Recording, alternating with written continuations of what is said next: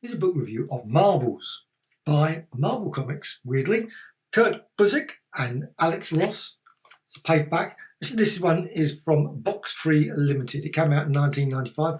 There are quite a few other versions. It's Anniversary, Annotated, Monster Size, and probably quite a few more. It's all in colour, not so many pages. It's a fairly thinnish book. You can read it fairly quickly. I just love the stories. And just going to quickly run through it. It's all from the perspective of a reporter. It follows his life, his romances, his problems, as well as obviously what he sees in terms of, obviously in the first bit, you got the Human Torch. Got forward by Stan Lee, but you got the Human Torch. And then, of course, you got the conflict between Human Torch and Submariner. There was a great battle in the 40s. That's featured in here. You've also got a lot of the period. So you've got lots of people in the streets, going to music events, all those sort of things.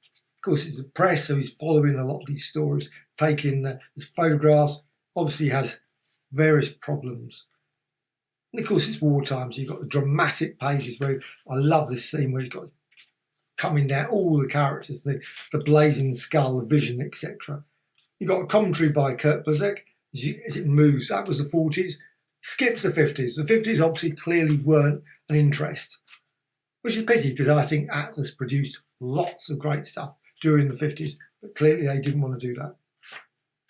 Then you've got the first bit, Angel. So it's into the 60s. Monsters Among Us. And of course, Bugle, obviously the press, Captain America turns up. And you've got scene after scene after scene. Quite familiar scenes. Now, obviously, this one, The Masters of Evil, The Avengers issue 6. You've got Giant Man going there. You've got the Wasp as she's doing all her fashion shows. These are all events that happened in the comic books over the years during the 60s. You've got the lovely... Obviously, these scenes themselves did not happen. This is just obviously made up. Obviously, I'm certain at some point the X-Men did appear in public occasionally in the comic books, of course. And you've got Iceman, you've got all the various characters, muties, as they mutants, etc., etc. Of course, there's a lot of obviously backlash, problems. Obviously, the heroes. There's some heroes that are liked, some heroes that are not. So it's. But then you've got the Avengers here, Fantastic Four, and you've got the brilliant, lots and lots of stories. I don't want to spoil it because.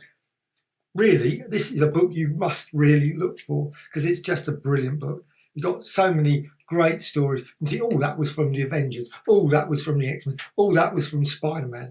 You've got Spider-Man story. Now, some of them you might not know the reference to. And there is a little bit, obviously, at the back where it's got sources.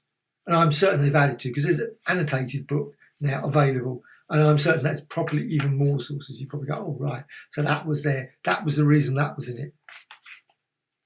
And you got the Fantastic Four, you got the Galactus, because it's to follow the dramatic events in the Marvel Universe.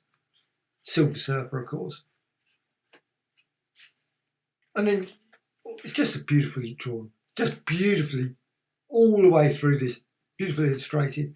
You got the Avengers, you got the Kree War, you got all the various, and also occasionally you have like newspapers, just headlines where you got things and you think, oh, that was that story. Luke Cage, Black Widow and Daredevil. And you can see literally Dr. Octopus is in here. You've got the Green Goblin story, Gwen Stacy, everything in this story is loads and loads, Norman Osborn. And then at the end, now there was an epilogue, I think it's come out fairly recently, where it includes the X-Men. I found that slightly odd, considering that it sort of jumped fairly forward, but you know, that's obviously how they wanted to just to round it off. And that's probably included, I think, in a different edition. That's not included in this because, of course, came out fairly recently. You've got Understanding Marvels by Scott McCloud. Sources there, which is great. So you can sort of go through it and think, oh, right. So that's Tales of Suspense, 74. Strange Tales, 144, 145. You've got Avengers 27. Amazing Spider-Man 34. And so many references to various stories. Now, it might even be just a single panel, might even be just something just happening in the background. So it's very subtle in places.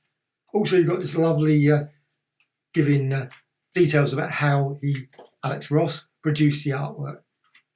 That's just brilliant, and some acknowledgements back.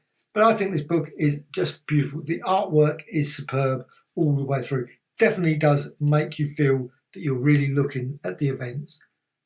It's just stunning. Now, I think this would make a brilliant TV series. Would love to see this on Netflix. Or something like that. Would obviously Disney Plus probably now, but this would be a brilliant series. So Marvels from Kurt Busiek and Alex Ross. Totally recommended.